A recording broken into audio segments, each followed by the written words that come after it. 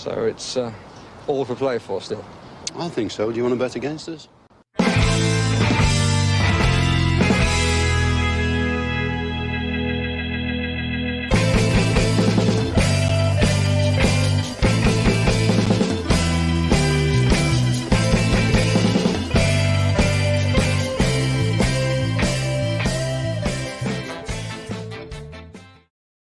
Hello, everybody, and welcome to For the Love of Paul McGrath podcast. I'm delighted today to be joined by the wonderful Nima from the Italian Football Podcast.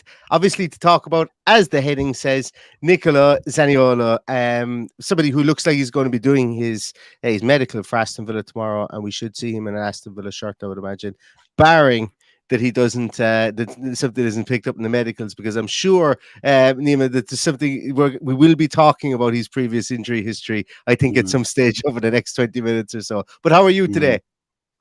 I'm very good, thank you. It's good to be with you. And I got to say, I think not the only reason, but one of the main reasons I decided to come on your show is because it's named after Paul McGrath. When I was growing up, he was such a cool defender. I thought he was hard as nails. I really loved him. As a player. He was just so good, and he's the reason that I follow Aston Villa. That's why it's called For the Love of Paul McGrath. Yeah. So it's and obviously he was such a cool player. Yeah, of course. And that's the thing, though, because I thought he was like that Ireland team, 1990 World Cup. That's. I mean, my first World Cup was '86, but the 1990 one is the one that I truly remember very vividly. And that Ireland team was so.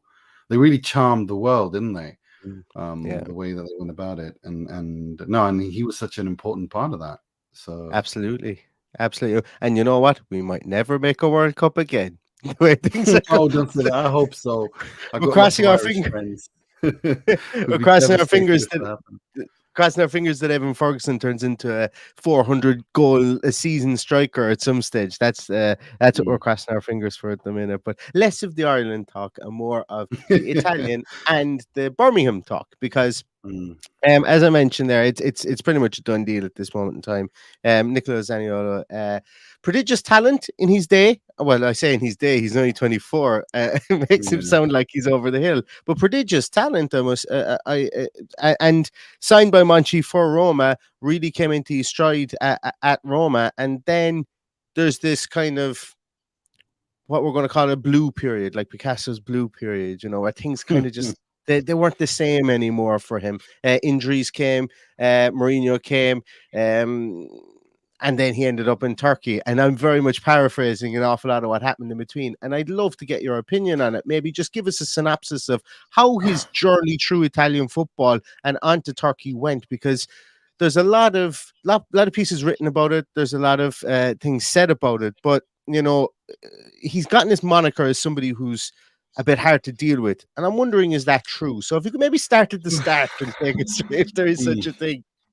I don't want to talk about his personal life because it's so gossipy, but yes, I mean, he has to take some, accept some responsibility for that. The whole ridiculous situation with his baby mama, as the kids call it, when she was pregnant, and the way they went about that, and everything that happened in and around when that thing was revealed. His relationship with Chiara Nasti, who was now together with Lazio winger Mattia Zaccagni and Roberto Mancini, basically banishing them both from the national team because of one, she being together with both of them, well, not at the same time, of course, but still. And then, of course, him playing for Roma, Zaccagni for Lazio, and that.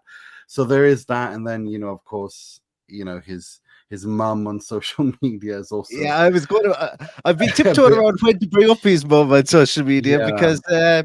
Yeah, and also him on social media and all of that. But I mean, it's if we leave all of that nonsense, leave that as it is, and just step away from that. If we're talking about the footballer, we are talking about a super talent, or what once was a super talent, a player who really burst out of nowhere I think 2000, I think it was 2017, if I remember correctly, 16, 17, when he, as a youth player for Inter's Primavera team, was very, very important in winning that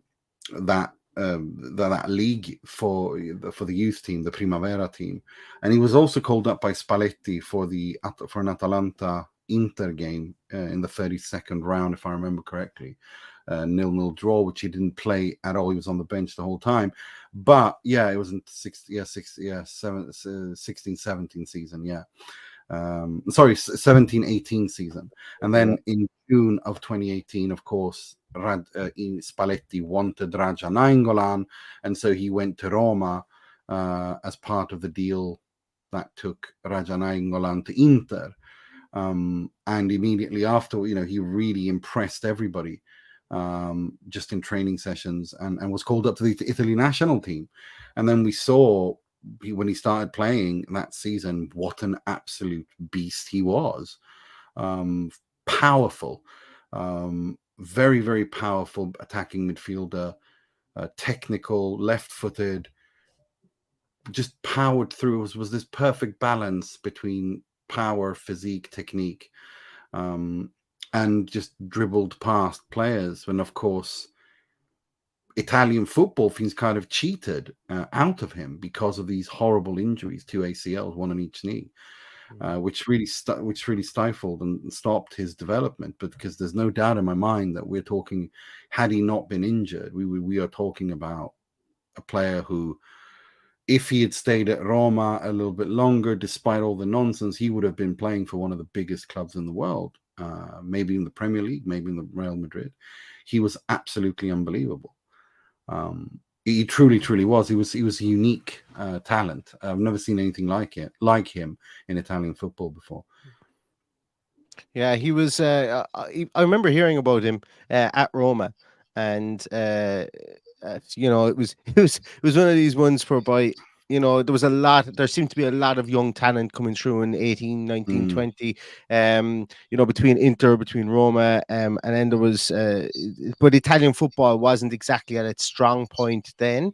And there was a lot of giddiness about players, should I say, from that point of view, because the national team was doing fine. The national team was doing fine, but they were worried about the league itself and where the new crop were coming. And then you had Barella, you had Tonali, you had you had all these guys coming through. I agree. He belongs to that golden generation. I agree. The Chiesa, Bastonis, all of that. Yes, he was definitely part of them. Yeah. No, absolutely, 100%. And but to me, he was probably the most impressive out of the lot. That's what I was going to say. He made his breakthrough before a lot of them did, So, and what you saw from him, I suppose, are there two Nicolo Zaniolos? Was what I was getting at there. Is there a pre-ACLs Zaniolo and is there a post-ACL? Absolutely. Oh my God. I mean, when we're talking, before the first ACL, he was a force of nature. He was unstoppable. And you just saw, oh my God, what can this guy become? And I think he was destined to be the golden boy of Italian football. And then, of course, the first ACL came and he was starting to look good and had recovered when the second one came. And I think he needed that entire season under Mourinho, even though things didn't go so well. I mean, he did score the winner in the Conference League final, and they won that. And even though he didn't play so well, he needed a full season. And Mourinho was very good at easing players back in from injury, and I think he needed that. It's just that it didn't go so well. And I think a lot of off the field, and his contract was expiring, and Inter had a 15% sell-on fee. A lot of it was, going the way Roma just felt that, look, we need to, the relationship had run its course, simply put. And so they sent him to Turkey, and, now, he's done all right for himself there. I am just a little bit worried about, given the injury history and also him joining. I don't like when players make late in the window moves, because I think, especially when they've had injury problems, I think they do need that full preseason to get into the swing of things. And it is going to be a huge adjustment for him to go from the Mediterranean lifestyle. I mean, he was born in Salerno. He was born in the south of Italy. His dad was a football player as well, Igor Zaniolo, who never played higher than Serie C. He was an attacker as well. But he, he's really lived in Italy and in Turkey and to go to Birmingham. I mean, I've lived in Birmingham, and God bless. It's it's a bit different to Rome and Istanbul. Yeah. Let's put it that way. Yeah. I think even the most ardent Birmingham person, like, I don't live in Birmingham. I live in Ireland, which is even grayer than Birmingham. But it's I don't think it's possible. I've lived in Birmingham, and I like this. Like, I've got friends from there, and God bless Black Country, and nothing against that, but it is not a beautiful place. You know, it's the city's an awesome city. Don't get me wrong. I loved living there. And it's a cool night out, you know, Broad Street and all that and everything, but it's not exactly. It is, if I were to take the polar opposite of Rome and Istanbul, it'd probably be Birmingham. But it's so that's going to be quite bit of a adaptation for him, life and all that. But I do commend him for taking this challenge, and I really, really hope he can return to the player that he once had the potential to be. Maybe not 100%, but if he can express 95% of the talent he had, well, Aston Villa have got a world-class player on their hands. There's no doubt about that. A couple of questions from the comment section there. So Dico Blanca says the off-field business. What's this off-field business I keep hearing about? Like, is that a concern, or is it just is he kind of like is he kind of like a Jesse Lingard, that you liken him to somebody that just likes social media? Is there anything particularly nasty about it, or is it just ill-advised? No, Jesse Lingard is more. I mean, he just does funny things and silly things and dances and stuff like that's not. I don't find that, controversial. I just, it's just who he is. He likes to have fun on social media. I've got no, I find it sometimes that it's a bit eye roll, but at the end of it, who cares? It's his social media. He can do what he wants, Jesse Lingard. I think that the criticism against him is a little bit exaggerated sometimes. No, the problem. What I mean is Zaniolo can sometimes say things on social media that could be a little bit controversial and exacerbate a bad situation into making it worse.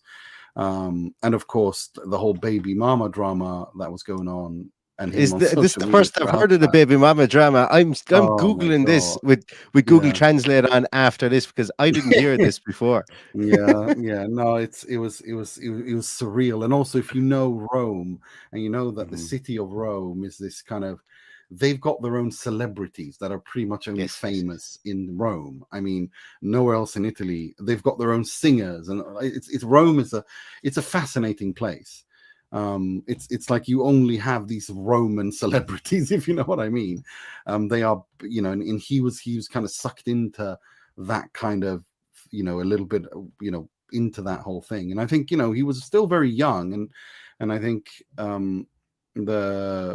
he was frustrated because he was injured a lot of the time, and and there was lots of destabilizing factors. Roma at the time were owned by James Pallotta, who in and of himself is a destabilizing factor, just him alone, and he was, let's be honest, not a very good owner, and so there was a lot going on. And of course Monchi came in there, was an utter disaster.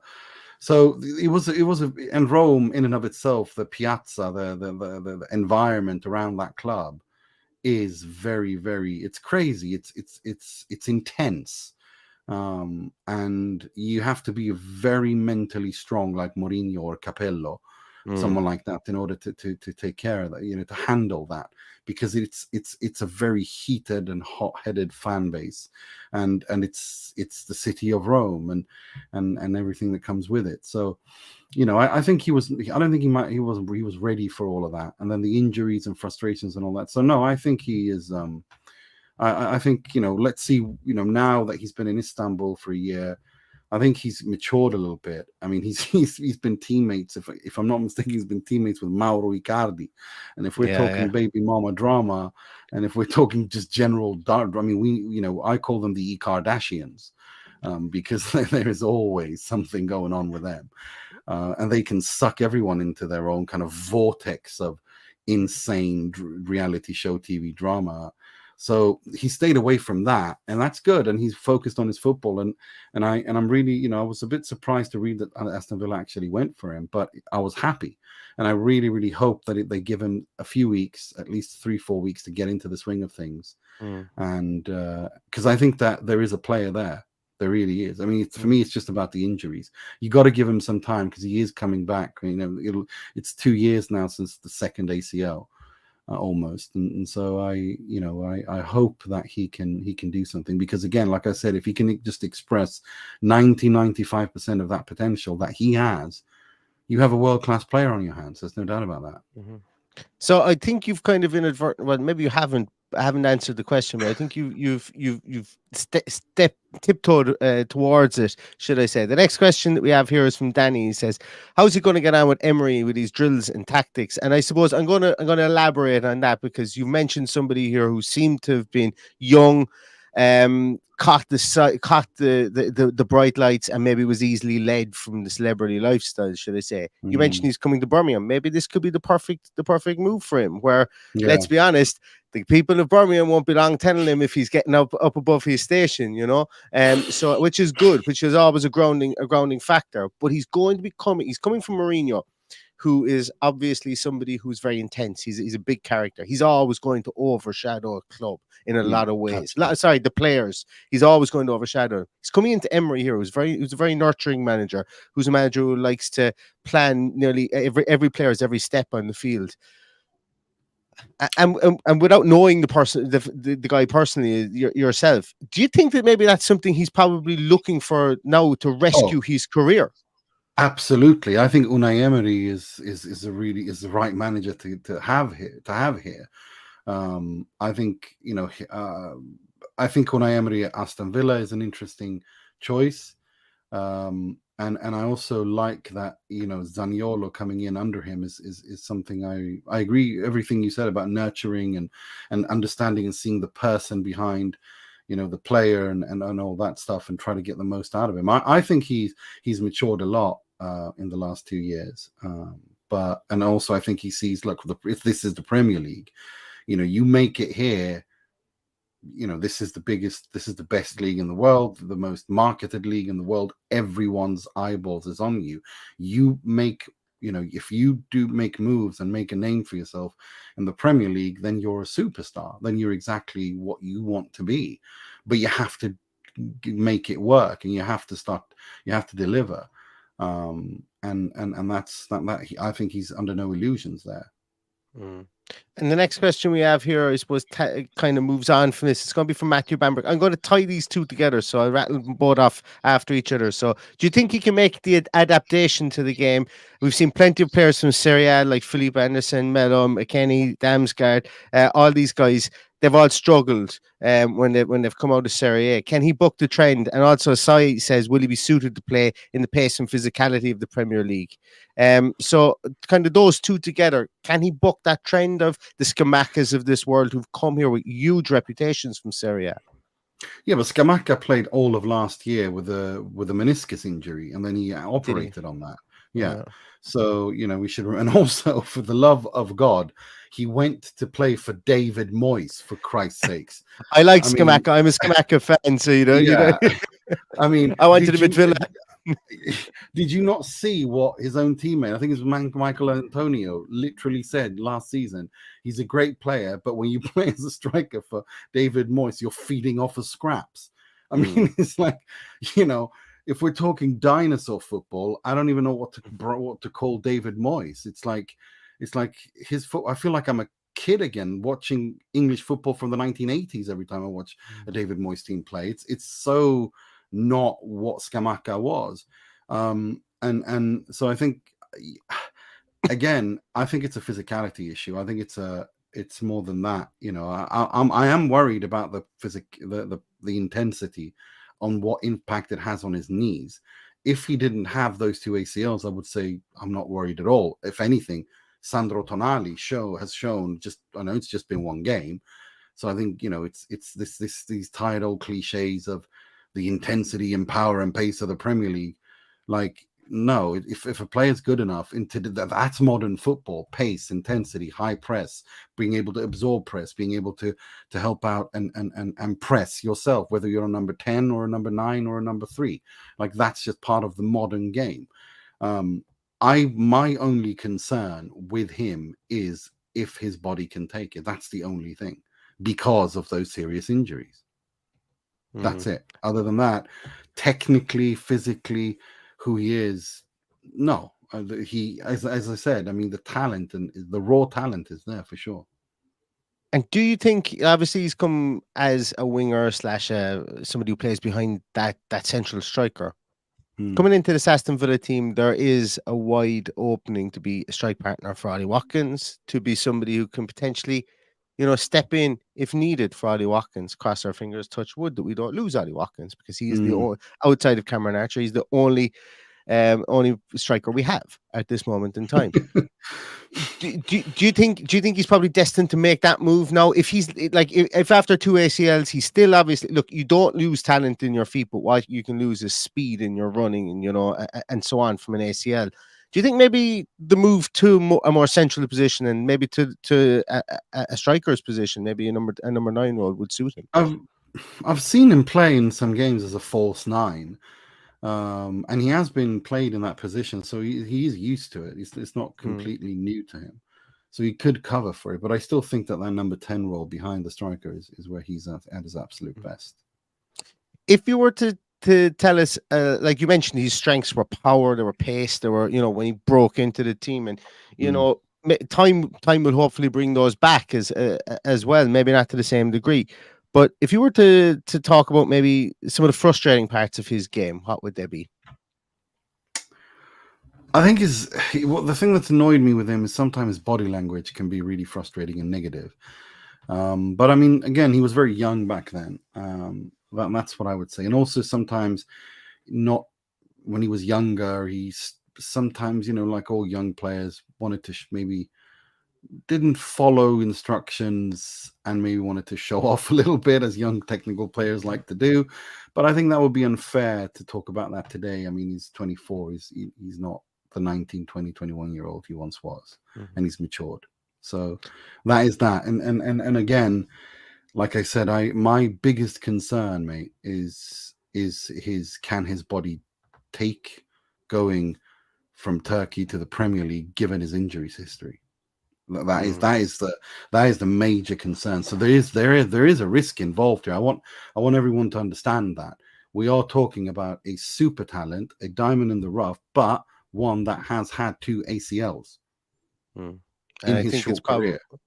I think it probably is reflected in the fact that Aston Villa have loaned him with the potential to buy if he reaches, I think it's something like 50. I think it's 20 games they have to trigger it, and then there's other add-ons. Blah, blah, blah. So it seems to be a well-structured deal from the point of view. To be honest with you, I don't know why Galatasaray would do it. To be when I look at it, the way that it's been broken down, or the way it's reported to be broken down by Fabrizio Romano, I don't know why Galatasaray would do it. But it's you know, for Aston Villa, it seems like it's very much kind of protecting us into next year and the year after if he doesn't hit the heights with Aston Villa, which is interesting. Villa are on the lookout for a centre half. Obviously, we know Italy is and this is me just springing this question on you. I didn't say it. Italy is the hotbed of defensive catenaccio and everything like that. I hope I pronounced that correctly. Any diamonds in the rough from a defensive point of view that maybe could win everything in the air and have a sweet left foot that could come in and replace Tyrone Mings on the cheap? We're struggling.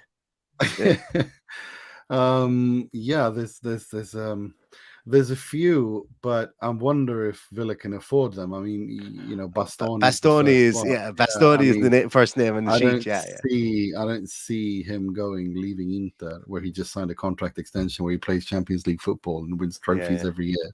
Like that's a hard sell. I think you have to be in the Champions League minimum to attract someone who's as established as him, of course. Mm. Unfortunately for you guys, I'm sorry. As an Interista, I'm very happy about that. But yeah, you got to first make the Champions League, which is not easy given, well, the competition to make the top 4 in the Premier League is harder than it's ever been, I think, this year. And this, well, it's harder than it's ever been, but also this year, top 5 we're going to make it in which is it's a real carrot, and that's why I think a lot of Aston Villa fans are cursing our luck that we've had Buendia has gone down, Mings has gone down, and Buendia mightn't have started every game, but he's an important kind of he's an important thought leader within the club. He's an important kind of within the Spanish / South American contingent that we have. He's an important kind of social aspect there with regards to his time being in England and everything like that. He's a big player there, and obviously Tyrone Mings brings us everything from a mental point of view that the team needs.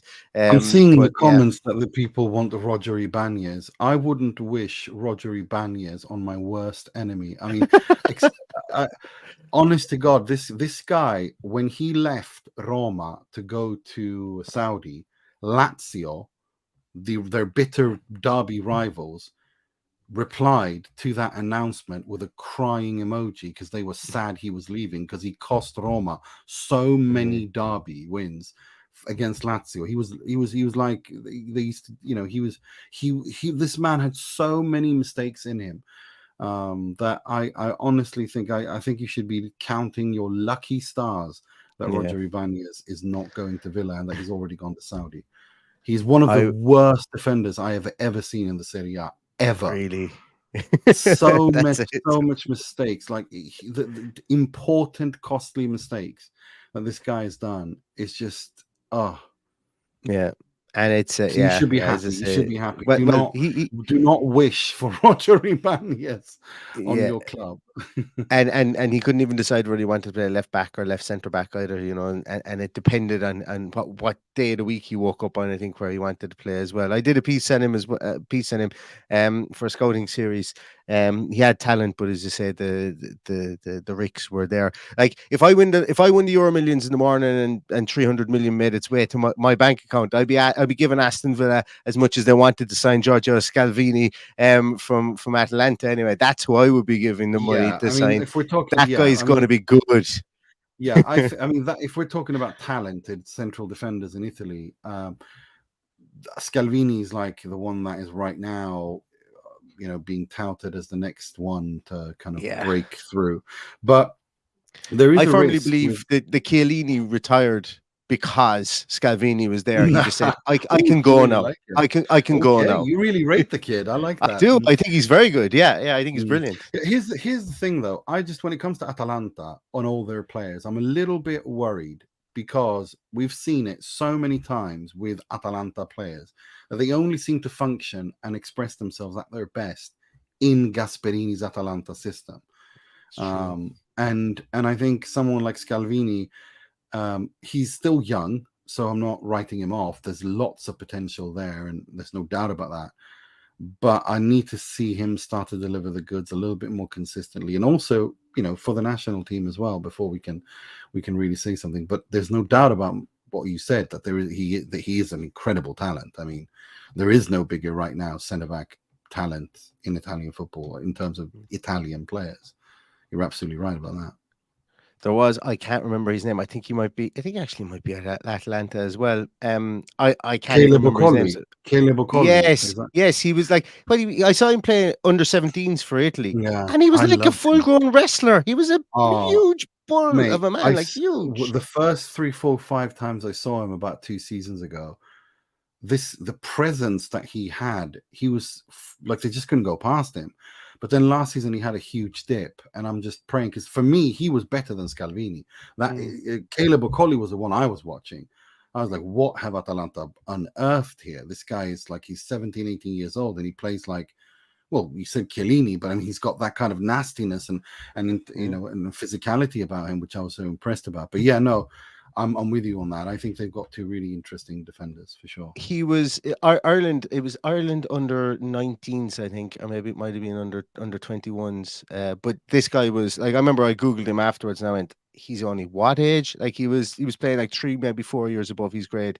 At the time, it was ridiculous. And he just stood out. He was a foot taller than everybody on the field, and he was a fully grown man. You know, so Well, it was exactly. yeah, he was a fully grown man, For me, for there was no way me, we're for getting me, around him.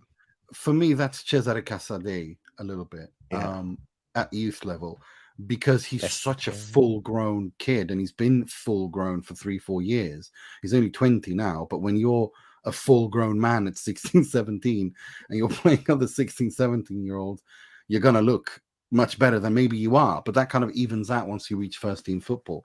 Well, it's going to be interesting to see what he does at Leicester. He's just signed on absolutely. loan. Yeah. I think it's a really good move for him. I think because Enzo Maresca there is gonna be playing a nice brand of football, Mm, obviously, and agreed. yeah, they're going to be an interesting watch this Yeah, season. I think for sure. definitely, Yeah, Leicester. definitely. Yeah, I could stay here talking to you all night because I've got about Me 14 too. different Go for it. names. I've got about. Go for it. No, I'm asking what you want. I'm here. Whatever you want. I No stress. I always want to know why is it that every small player in Italy makes it in the game of football. I've always wanted to know this because you have the likes of Zola, Beppe Mm, Signore, Insigne. mm, You have all mm, these guys throughout the years who've just been ridiculously talented that don't make it in England, mm. sometimes don't make it in Spain, but they all seem to make it in Italy, and I love it. Being a man who's only 5'7", 5'8", if I puff my chest out, you know, I look at it and I go, I could have been the next Beppe Signori. I really could have. No, I think it's got to do with low center of gravity and also the footballing culture. I mean, someone like Gianfranco Zola, I mean, he was a genius. And I mean, Chelsea players, I think Chelsea voted him their best ever player when he came to England. And he was in the twilight of his career when he went to Chelsea and still won them trophies. But yeah, I mean, that number, that tiny little Italian fantasista number 10, unfortunately, it's a role that is dying in football. You know, the little number 10, the little genius number 10 that used to, you know, that could do work magic with the ball. Unfortunately, I mean, that's modern football for you. You know, the Paulo Dybalas are no longer, you know, they're you know, if you're going to have a number 10, you can't have that number 10 in that sense. It's going to be a modern number 10. I think the number 10 has to be able to do everything a central midfielder. You don't have these specific role players anymore, unfortunately. There's a lot of pressure on Pafundi's shoulders. So Simone Pafundi Yes, from Simone Udinese, there's a lot Pafundi. of pressure. Yeah, He's only like 5'4" or something. He's yeah, really yeah. small. Yeah, I mean, he's the youngest player to ever play for Italy, the Italy national team, is isn't he? he? Yeah, yeah. Yeah, Is he 18 in yet? Is he centuries. 9? Is he I 18, don't think 19? he Yeah. is. I can't. Oh. No, I don't think he is. But he's. I mean, and it's so funny because when I interviewed Beto and Lazar Samardzic for our podcast not too long ago, and they were all saying, Take "Look, both of those at Pafundi." Villa. Yeah, I bet you would. Well, I'm not. You know, I bet you wouldn't take Lazar Samardzic and his dad, given what's happened these past few Yeah. days. And to negotiate with them and have to keep him happy and all that. But I digress. Look, but they were both saying, look, Pafundi is just they were just raving about him. That this kid is unbelievable, unbelievable. But you know, I'm very cautious when it comes to young players at 16, 17 because they still have so much growing up to do. I mean, it's different, you know, back especially nowadays when football is so intense and so, you know, that you have to be able to be press resistant even if you're a striker. And nowadays with Andrea Onana, you see that the development of goalkeepers essentially have to be like as good as with the ball at their feet and understand and create, like Andrea Pirlo was in midfield once, like the absolute best goalkeepers. Like every football is becoming where, you know, every position you have to be able to be really good in every aspect of the game. Essentially, that wasn't the case when you and I maybe were growing up. I mean, you used to put the worst player on the pitch was used to go in goal. So I mean, now it's not like that anymore. I mean, when I was a kid, we used to put the worst player on left back or right back. Now that's one of the best players on the team, you know. Yeah. But you know, football's changed, hasn't it? So I'm a little bit cautious to see how they develop because we are dealing with young people here. Just the mental aspect is just as important as the physical aspect, and they have to be able to keep up and develop like that, you know. And I think that's a brilliant close the loop on our conversation, because we've spoken about youthful players. Zaniolo was obviously the gem of youthful Italian football. You've mentioned there about, you have a lot of growing to do through your early 20s, and maybe he's out the other side of that, and hopefully Aston Villa are going to reap the benefits of it from a footballing point of view. Now that he is likely to sign for Aston Villa. Nima, I've had an absolute blast. I really have. I'm like everybody who watches the podcast, and people are saying it there in the comments as well. I love watching football. I love watching obscure players. I love watching young players. I love scouting. I've never done any courses in there or anything like that. I just find it really interesting, cathartic to try and form my own opinions on players. And when I get to talk to somebody who knows about players in the Italian league like that, I get a small bit nerdy about it. So thank you so much. I love this. I really enjoyed this. So keep it coming. I could talk for another half an hour about whatever you want to talk about Italian football. You want to talk about Serie B now? Just to bore your viewers completely. You and me sitting nerding down about Serie B and Serie C. I'm not. My Serie B knowledge isn't there. It isn't there. So I'm not going to fake it till I make it there. Start watching Serie B, my friend. You're going to love it. If you want to watch like grassroots football, where the next generation and of just not just players but also coaches, and a storyline that is dramatic, crazy, everything that you think about Italian football in terms of the drama and insanity. Serie B is like it's like must-see TV. Like you just can't stop watching it. Not just what happens on the pitch, between the games. We don't even know how many teams are going to be in the Serie. The season's starting soon. I did see that. All right, yeah. That is a bit bonkers. All right, but it's like whenever I think of Serie B, I always think of Tirana. That team. It's just every time someone mentions it, I just associate with that because it always they just seem to be perennially there. But did you see Tirana, their president, like that? Is just to give you this past season, he lost it with the fans and got into a spitting match with them after a game on camera. Like, this is what I'm saying. You have to watch Serie B. And then he was on doing his press conference, and the ANSA, which is like the national press agency, called him, picks up the phone and starts talking with him. I mean, mate, like I'm telling you, Serie B is where it's at if you're into entertainment, man. It's bloody hilarious.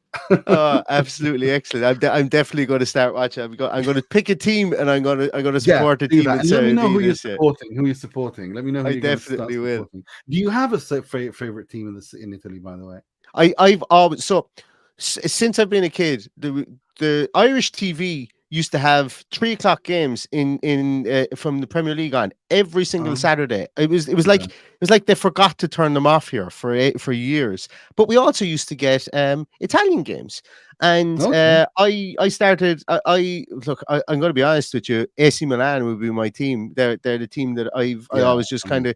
But it was because of Pepin, Van Basten, Hullet. It was that era. Baresi, then Maldini. I remember going into school every Monday after Italian football would be on, and the highlights show with oh god, his name escapes me, James Richardson. James Richardson would be on, and that would, and I remember going in and I remember bragging about Sebastiano Rossi's clean sheet record, and I was about 9 years of age. I remember it, and he had like man of my own taste. So it brings back good memories of because it used to be on about 9:30, and I remember I'd sit in bed and then I'd creep up and I'd watch Italian football and hope that my mother wouldn't come into the kitchen and see me in there, because I'd be banished back down to bed. But Italian football is always been shown on Irish TV for whatever reason. Really, I love it. And 7:45 Sunday night kickoffs. I mean, that is a classic time, isn't it? 7:45 evening game Sunday night. I remember, I don't know how many I used to do the exact same thing back then. So trying to like sneak watching on the TV, pretending to be asleep. My mom was like, "What are you doing? You got school tomorrow." The kid, Peter Smith says here he supported Parma from in the day when they had Zola, Crespo, and everybody, and it was at that time I remember going into school bragging about Rossi's clean sheet record, because they had everybody, and Roma had a pretty decent team as well at the year. And Gianluigi Buffon making his debut against that Milan side at 17 years of age, and being the man of the match against Baggio, making saves on Baggio, Roberto Baggio and Vea to keep a clean sheet. That Parma side, I mean, Cannavaro, Thuram, Benarivo, Mussi, Apolloni, Minotti, Baggio, Sensini. Now they were, I mean, that was obviously when everyone fell in love with Italian football, of course. But I mean, that was when it was at its best. And one of the things I love doing whenever I get the chance to interview these players who played then in Italy in the 90s, is to, hear, one of the things I enjoy hearing about is just, how it was playing in a league where all world-class players were there at the same time, and it was unique. And I don't think we're ever going to see anything like that again, because football is so globalized now. I mean, there's so many more football players, there's so many good football players. You have, the quality of the leagues generally have improved. And of course, you got your PSGs with the amount of money they've got, Real Madrid, Barcelona, Bayern Munich, it's much more globalized today. And now Saudi, of course, with the emergence of them. So I don't think you're ever going to have one league that is like that. But boy, it was fantastic, wasn't it? It really was. Yeah. And I just wish that Aston Villa could have signed some of those players in their pomp from Italy, because at the time we were challenging at the top of the Premier League and around the top six anyway. To get some of the talent from Italy would have been a real feather in our cap. But alas, as I said, that Italy was the place to go back then. Obviously we found that with Martin Keown, David Platt, all those guys in the years previously, going to Barry, Gascoigne, so on. my God, Gascoigne, he was, what a talent he was when he went there. And speaking of Channel 4, I've seen some really cool clips from then, because I wasn't raised in England, I was raised in Sweden, but I've seen clips of when James Richardson used to do these funny skits with Paul Gascoigne. There's one when they're in the tub, like when James Richardson's in the tub reading the paper and Gascoigne walks in. It's just absolutely hilarious. It was a golden age, and like the amount of times whenever I go to Rome, I will buy I will buy an Italian paper. I will sit there and sip an espresso, and the first thing that goes through my mind is, am I James Richardson? Am I? Because when he'd go do the back pages and he'd sit there and he'd read I can't speak Italian, and I'm there in the Italian paper, and I'm like, yeah, I think I'm James Richardson right now. That's brilliant. That's absolutely brilliant. Love it, Nick.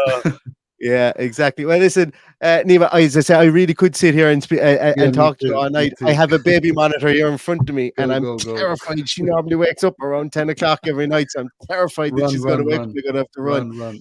I've really enjoyed this. I said to you beforehand, would you do 20 minutes? We're 42 minutes into this. I hope I haven't delayed you too long, because it's been super fun. Final words on Zaniolo. Give me out of 10 how you think he's going to perform in the Premier League. Oh, that's so difficult. I want him to do 10, but I just want him to stay fit. I think if he stays fit, he'll give you at least a 7, 6 or 7. Brilliant. Yeah, if he stays fit, I think he'll give you 6 and 7. And I really want that, because we don't have that in the Italian national team. And I think Zaniolo performing in the Premier League week in, week out would be magical for the Italian national team as well, especially now that you're going to have Spalletti come in as well. I think Spalletti would be very interesting to see what he can do with a Zaniolo who's back to form. I hope it's Spalletti anyway. It could be Conte. There's talks about that today. No, not again. No, I can't. I can't. Like, no. I love Antonio Conte as a tactical genius, but I cannot deal with the tantrums and the emotional baggage that comes with it. I need a break from Antonio Conte. Exactly. I can imagine that for sure. Junior wants you to come back sometime. Absolutely. I would have you back on in the morning. If Villa sign any more Italian players or any players of Italian heritage, I will be getting you back on the podcast to chat. I really appreciate it. Absolutely. For anybody who wants to maybe brush up in Italian football, or wants to get you, or even wants to maybe get into following the Serie B team and talk, I suppose, really about, or to listen, should I say, about Italian football, the Italian Football Podcast. In the notes here, you'll see the Linktree link is there. All their stuff is there. YouTube links, Patreon links, whatever. I listen to the podcast, as I say, and As I say, I follow you guys on Twitter, and you you. get some really, really good insights there. And I follow both of you guys individually as well, yourself and Carlo. Cheers. So it's it's great. So I would say to everybody who's listening, if you are looking for a small bit of Italian football in your life, you could do an awful. You couldn't do better. I was going to say you could do a lot worse, but I think always that sounds like it's a small bit of a backhanded compliment. So I'm going to say you couldn't do better than listen to these guys. Thank you so much. It's very kind of you. Very, Excellent. very kind of you. Well, we're going to leave it at that. It was a pleasure to be here. It was a pleasure with you, and whenever you want, let me know. I'll gladly come on. Absolutely brilliant. Absolutely brilliant. Well, as I say, it's been a pleasure with you as well. And it's been a pleasure having almost 400 people in the comments here as well in the chat on a school night, as we said previously there. It's been very, very good. I thank everybody for their time. I thank you for your time as well, Nima. Everybody who's listening to the podcast, watching the podcast, commenting on the podcast. Time is everybody's best asset, and you give it to me so regularly, and I do appreciate that. We will be back tomorrow. I'm going to try and defrost Paddy, because I think he's had to. Paddy's my co-host, and Paddy didn't take the 5-1 lost to Newcastle very well, and I think he had to sit in the freezer for the last couple of days to cool down after it. So I'm going to defrost him tomorrow and try and get him out, wheel him out, and get his thoughts on the Newcastle game. But until then, everybody, listen back to this again, watch it again, listen to the guys in the Italian Football Podcast, but mostly stay safe, stay healthy, and all that's left to say is up the Villa.